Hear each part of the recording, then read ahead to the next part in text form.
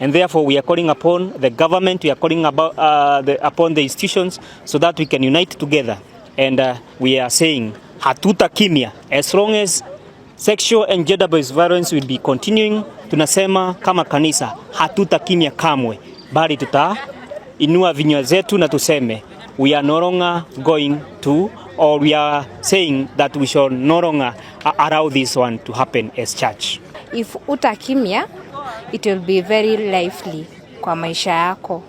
Kama utaproclaim utakimia, even if hata time unaenda kuandikwa kazi, useme my boss will not enter on my things, useme ati hata kuhami kwa kimwili. I assure you, utaproclaim tu sitakimia. Na katika this theme ya sitakimia of ACC and DES, utaishi kushukuru na kusema wana youth na wanarika wa ACC walikuwa updates na sitakimia campaign. Daudi hata kama alikuwa ameheshimika, ni mfalme, alikuwa ameheshimika na Mungu anamtolea ushuhuda kwamba huyu ni mtu aliye na moyo kama wangu. In English we say he was a man after God's own heart.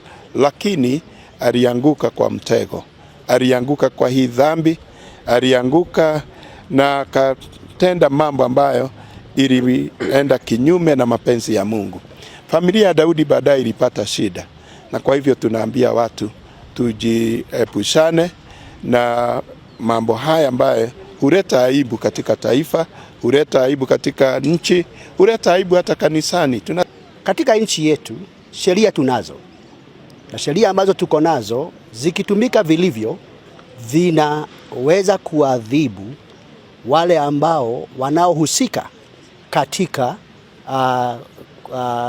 matendo yale ya kubaka watu, ama katika mambo yale ambao ni ya kunyanyasa watu katika hali ya jinsia na katika hali ya sexually.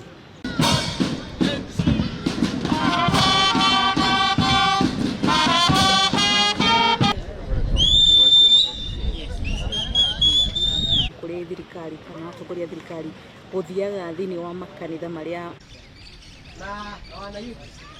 ismau maigi makoretwo makwamite andu matimenyaga inyu mwita kanitha no tuhoe muno thirikari ti theru hau twagerera uhoro ucio wa